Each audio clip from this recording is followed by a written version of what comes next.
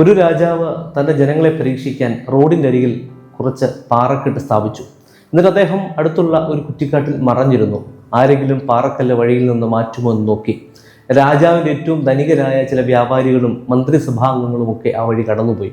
എന്നാൽ കല്ല് നീക്കാൻ അവരാരും ഒന്നും ചെയ്തില്ല.